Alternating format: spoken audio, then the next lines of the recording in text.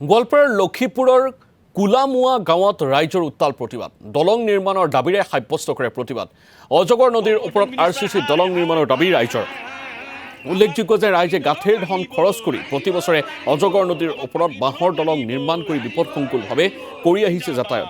প্ৰায় 50ৰ পৰা 60 বছৰ ধৰি এইদৰে যাতায়াত কৰিবলগীয়া হৈছে ৰাইজে। উপায়ন্তৰ হৈ ৰাইজে দলং নিৰ্মাণৰ দাবীত সাব্যস্ত কৰিছে প্ৰতিবাদ। ইনকলাব জিন্দাবাদ আমাক পকী দলং লাগিব, আমাক দিয়ে নাই তে আমি এতিয়ালৈকে যেতিয়ালৈকে দিয়ে নাই তেতিয়ালৈকে আমি যুঁজি আছোঁ। সাংবাদিক আহে, আমি প্ৰত্যেক বছৰে আহি পেলাই তেওঁলোকে মানে হেৰি কৰি লৈ যায়, কিন্তু সেইটোৱে হয়, কিন্তু পিছত কোনো সাফল্য আমি নাপাওঁ। তাৰ কাৰণে আমি এতিয়া প্ৰতিবাদত নামিছোঁ ফ্লাগ হাতত লৈ যাতায়াত কৰি আছোঁ। মানে 50-60 বছৰ আমি নিজে মেৰামতি কৰোঁ। যেতিয়া মেঘালয়ৰ পৰা পানীবিলাক আহে আৰু দলংখন উঠুৱাই লৈ যায়, উঠুৱাই লৈ যোৱাৰ ফলত আমি কুলামুৱাবাসী ৰাইজ টিকিটকিলা যাব লাগে দৈনিক মজুৰি কৰিবা। তেতিয়া বাঁহ কাঠ বা কিবা কিনি গোটাই মানে হেৰি কৰি